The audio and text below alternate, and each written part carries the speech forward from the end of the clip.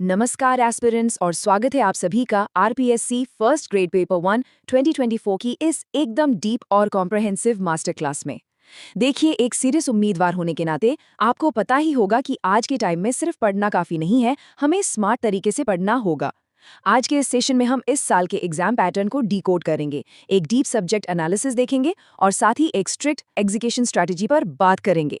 मैं पहले ही बता दूं, ये कोई नॉर्मल सा ओवरव्यू नहीं है, ये एक प्रॉपर ब्लूप्रिंट है जो स्पेशली उन उम्मीदवारों के लिए डिजाइन किया गया है जो अपनी सीट पक्की करना चाहते हैं। तो चलिए, बिना टाइम वेस्ट किए सीधे आज के इस एक्सप्लेनर में डाइव करते हैं और देखते हैं कि इस बार आरपीएससी आपसे एग्जैक्टली क्या डिमांड कर रहा है। सबसे पहले इस रणभूमि को थोड़ा समझते हैं जिसका सामना आपको एग्जाम हॉल में करना है। इस स्लाइड पर ध्यान दीजिए, एग्जाम का बेसिक फ्रेमवर्क बहुत क्लियर है। टोटल 150 मार्क्स हैं जिसके लिए आपको 75 मिक्स्ड फॉर्मेट क्वेश्चंस सॉल्व करने हैं। और ये सब करने के लिए आपके पास कितना टाइम है? सिर्फ और सिर्फ 90 मिनट्स। साथ ही यहाँ 1/3 नेगेटिव मार्किंग की तलवार भी लटकी हुई है। अब यहाँ जो सबसे इंपॉर्टेंट हाईलाइट है, जिसे मैं एक वार्निंग की तरह देख रहा हूँ, इस साल पेपर का level moderate to difficult expect किया जा रहा है।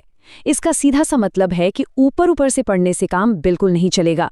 इस साल एकदम डीप कंसेप्चुअल क्लैरिटी यानी गहरी वैचारिक स्पष्टता आपकी सबसे बड़ी जरूरत है। अब जो पॉइंट हम यहाँ देख रहे हैं उस पर बहुत ध्यान देना जरूरी है, क्योंकि ये लिटरली एक गेम चेंजर है। आरपीएससी ने एक नया 5 बबल ओएमआर नियम लागू किया है। ध्यान से सुनिए, अगर आंसर पता है तो 1, 2, 3 या 4 भरें, सही होने पर +2 मार्क्स मिलेंगे।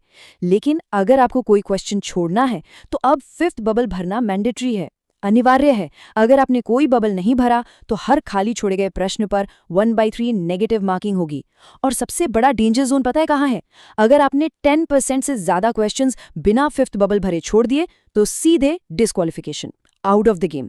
इस मैंडेटरी टास्क के लिए एग्जाम में 10 मिनट अतिरिक्त दिए गए हैं, जिसका एकदम सही इस्तेमाल करना हमें सीखना होगा। ओके, इस स्लाइड में हम देखते हैं एक पाई चार्ट जो एग्जाम पैटर्न और मार्क्स की डिस्ट्रीब्यूशन को बहुत ब्रिलियंटली समझाता है। ये एक दिलचस्प कहानी बता रहा है। अगर ध्यान से देखें तो एजुकेशनल साइकोलॉजी और स्कूल मैनेजमेंट अकेले लगभग 20 से 25 क्वेश्चंस कवर करते हैं। उसके बाद हिस्ट्री और आर्ट एंड कल्चर से करीब 15 क्वेश्चंस और इंडियन पॉलिटी और ज्योग्राफी से भी लगभग 15 क्वेश्चंस आते हैं। मैथ्स, साइंस, लैंग्वेजेस और करंट अफेयर्स बाकी बचा हुआ हिस्सा कवर करते हैं। तो पॉइंट क्या है? पॉइंट ये है कि आपके सिलेक्शन का सबसे बड़ा आधार स्कूल मैनेजमेंट, साइकोलॉजी और करंट अफेयर्स पर निर्भर करता है। ये एक ऐसी हाई स्कोरिंग जोड़ी है जिसे किसी भी हाल में इग्नोर करने की गलती नहीं की जा सकती। चलिए अब थोड़ा सब्जेक्ट वाइज एनालिसिस की तरफ बढ़ते हैं। सबसे पहले बात करते हैं हिस्ट्री और आर्ट एंड कल्चर की। इस सेक्शन में 1857 की क्रांति, राणापुर जैसी फेमस वास्तुकला, प्रजामंडल और लोक देवता एकदम प्रमुख विषय हैं। यहाँ प्रश्नों का नेचर देखा जाए तो वो ज्यादातर फैक्ट बेस्ड और क्रोनोलॉजिकल यानी तिथि क्रम पर आधारित होते हैं। डिफिकल्टी लेवल मोस्टली इजी से मीडियम के बीच झूलने वाला है। एग्जाम फोकस की बात करें तो आरपीएससी को लोकल राजस्थान के जनजातीय आंदोलन जैसे गोविंदगिरी और उनके भगत आंदोलन से लगातार क्वेश्चंस पूछना बहुत पसंद है। डेट्स, प्लेसेस जैसे बांसवाड़ा, लपंच महाल और प्रमुख नेताओं के नामों पर आपको विशेष ध्यान देना ही होगा। Let's move to math, mental ability और जनरल साइंस। मैथ और मेंटल एबिलिटी वाला हिस्सा फॉर्मूला बेस्ड होता है और कैलकुलेशन में हेवी होता है। पॉलिनोमियल्स और मेंसुरेशन जैसे गोले, शंकु और घनाभ यहाँ से क्वेश्चंस आते हैं।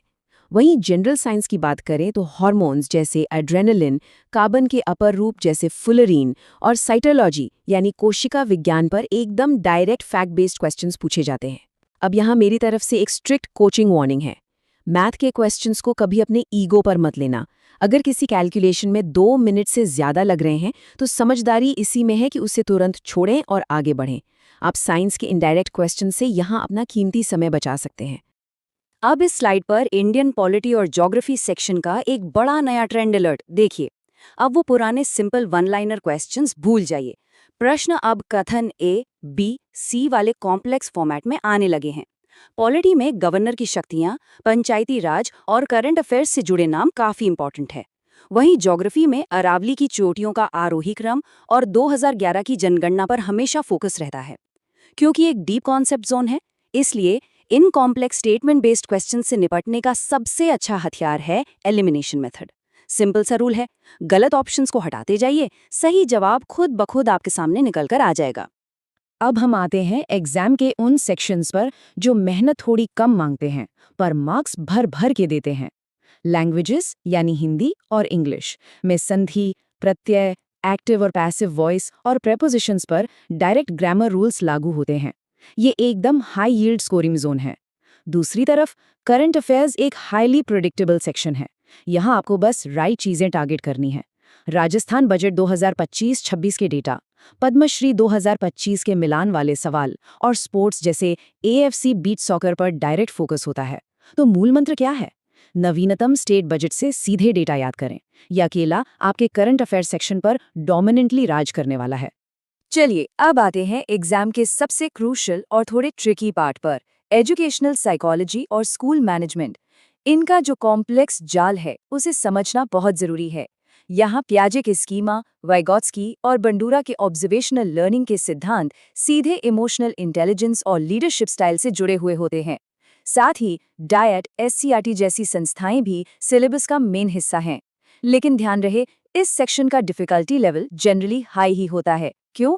क्योंकि यहाँ थ्योरीज का real world classroom application test किया जाता है, सिर्फ किताबी परिभाषाएं नहीं। इसलिए यहाँ रट्टा मारने या क्रैमिंग से बिल्कुल काम नहीं चलेगा। कॉन्सेप्ट की गहरी समझ बिल्कुल अनिवार्य है। ओके, अब इस स्लाइड में एग्जाम ट्रेंड्स को थोड़ा सिंथेसाइज करते हैं। RPSC 2024 के एग्जाम पैटर्न को तोड़ने के लिए इन 3 मेजर क्वेश्चन फॉर्मेट्स को पहचानना होगा। पहला है द मैच मेकर। ज्योग्राफी और अवार्ड्स में लिस्ट 1 को लिस्ट 2 से मिलाना होता है। यहाँ हैक क्या है? सिर्फ उस एक ऑप्शन को ढूंढें जिसमें आप 100% श्योर हों। इससे तुरंत 2-3 गलत विकल्प एलिमिनेट हो जाएंगे। दूसरा है क्रोनोलॉजी, जहाँ ऐतिहासिक घटनाओं या भौगोलिक विशेषताओं को सीक्वेंस में लगाना पड़ता है। और तीसरा है फैक्ट चेकर, यानी इनमें से कौन सा कथन सही नहीं है। इस ट्रैप से बचने का सबसे बेस्ट टैक्टिकल हैक बताता हूं। क्वेश्चन पढ़ते ही तुरंत नहीं या नॉट शब्द पर अपने पेन से गोला बना लें, ताकि गलती से भी रीडिंग एरर ना हो जाए। ये जो एफर्ट वर्सेस रिजल्ट मैट्रिक्स आप देख रहे हैं, ये सच में आपका पूरा एग्जाम रोड मैप है। इसे हम 4 क्वाड्रेंट्स में डिवाइड कर सकते हैं। जो सब्जेक्ट्स हाई स्कोर देते हैं और समय कम लेते हैं, जैसे करंट अफेयर्स, लैंग्वेजेस और साइंस, उन्हें आपको राउंड 1 में सबसे पहले हल करना है। जो सब्जेक्ट्स हाई स्कोर तो देते हैं पर समय ज्यादा लेते हैं, जैसे मैथ और कॉम्प्लेक्स साइकोलॉजी, उन्हें आराम से राउंड 2 के लिए रखना है। लो स्कोर और कम समय वाले थोड़े वेग हिस्ट्री फैक्ट्स को एंड में देखा जा सकता है। और सबसे इंपॉर्टेंट ध्यान रखने वाली बात, लो स्कोर और अधिक समय वाले बहुकथन पॉलिटी क्वेश्चंस एक डेंजर जोन है। इनमें तभी हाथ डालें जब आप 100% श्योर हों। इस प्रायोरिटी मैट्रिक्स को फॉलो करके आप एक्यूरेसी और टाइम दोनों ब्रिलियंटली मैनेज कर लेंगे। अब आते हैं मुद्दे की बात पर। एग्जाम हॉल के अंदर का वो 90 मिनट्स का स्ट्रिक्ट टाइम मैनेजमेंट कैसा होना चाहिए? इस टाइम बजट को हम 4 फेजेस में तोड़ सकते हैं। पहले 0 से 40 मिनट तक चलेगा द स्प्रिंट। इसमें GK, करंट अफेयर्स, साइंस और लैंग्वेजेस को फटाफट पढ़ना और टिक करना है। 40 से 65 मिनट के बीच आएगा द ग्राइंड, जहां साइकोलॉजी, स्कूल मैनेजमेंट और पॉलिटी के कॉम्प्लेक्स स्टेटमेंट्स पर आराम से दिमाग लगाना है। फिर 65 से 80 मिनट का स्लॉट है द कैलकुलेशन फेज, जो मैथ और मेंटल एबिलिटी के लिए रिजर्व है, ताकि आप शुरू में इनमें अटक ना जाए। और आखिरी 80 से 90 मिनट, ये बिना किसी एक्सेप्शन के सिर्फ OMR फेज के लिए है, जहां गोलों को भरना है और फाइनल रिव्यू करना है। टाइम बजट सेट होने के बाद स्लाइड पर देखिए ये 3 राउंड अटेम्प्ट स्ट्रैटेजी, जो आपकी एक्यूरेसी को मैक्सिमाइज और रिस्क को बिल्कुल मिनिमाइज कर देगी। राउंड 1 पहले 45 मिनट का होगा। यहाँ क्वेश्चन 1 से 75 तक एक सरसरी नजर डालें और केवल वही आंसर्स दें जिनके बारे में आप 100% श्योर हैं। ये आपका एक सॉलिड बेसलाइन स्कोर सिक्योर कर देगा। फिर आएगा राउंड 2 अगले 30 मिनट का, जिसे 50-50 एलिमिनेशन कहते हैं। यहाँ अनमार्क्ड क्वेश्चंस पर वापस जाए, जहां आप 2 विकल्पों को कॉन्फिडेंटली हटा सकते हैं और वहां एक कैलकुलेटेड रिस्क लें। और राउंड 3 आखिरी 15 मिनट, ये है आपका जीवन रक्षक 5th बबल ऑडिट। यहाँ और क्वेश्चंस अटेम्प्ट करना तुरंत बंद करें और उस डिस्क्वालिफिकेशन से बचने के लिए अनुत्तरित प्रश्नों में चुपचाप 5th विकल्प को डाक करें। कई बार उम्मीदवार सब कुछ पढ़कर अच्छी तैयारी के बाद भी फेल हो जाते हैं। क्यों? उन्हें इन टॉप 3 गलतियों का शिकार होने से बचना होगा। पहली गलती, मैथ के साथ ईगो क्लैश करना। अगर किसी बेलन का आयतन निकालने में 5 मिनट बर्बाद हो रहे हैं तो रुक जाइए। याद रखें, हर प्रश्न के अंक समान हैं, इसलिए आगे बढ़िए। दूसरी गलती, ब्लाइंड गेसिंग या अंधा तुक्का लगाना। 1/3 नेगेटिव मार्किंग के रहते आपके अंधे तुक्के आपके राउंड 1 की सारी मेहनत पर पानी फेर देंगे। और तीसरी, सबसे खतरनाक गलती, ओएमआर में गड़बड़ी करना। सबसे अंत में सारे ओएमआर एक साथ भरने की कोशिश घबराहट पैदा करती है और आपका पूरा सीक्वेंस बिगाड़ सकती है। इसका सिंपल सॉल्यूशन ये है कि खंडवार भरें, यानी हर 15 से 20 क्वेश्चंस के बाद ओएमआर जरूर अपडेट करें। तो दोस्तों, इस विश्लेषण को रैप अप करते हुए एग्जाम से ठीक पहले की इस फाइनल रिवीजन चेकलिस्ट को अपने दिमाग में पूरी तरह पक्का कर लें। राजस्थान बजट 2025-26 के एलोकेशन जरूर याद करें।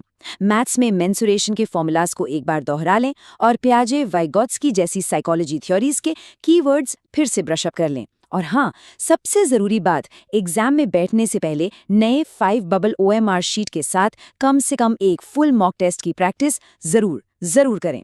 देखिए, सही रणनीति और एकदम सटीक प्रयास से आपका चयन बिल्कुल पक्का है। अपना फोकस बनाए रखें और वहां अपना एब्सोल्युटली बेस्ट देकर आएं। लेकिन सेशन खत्म करने से पहले मेरा आखिरी सवाल आपसे यही है, क्या इस नई ट्रिकी और कॉम्प्लेक्स रणभूमि को जीतने के लिए अब आपकी रणनीति पूरी तरह तैयार है? सोचिए जरूर। Good luck.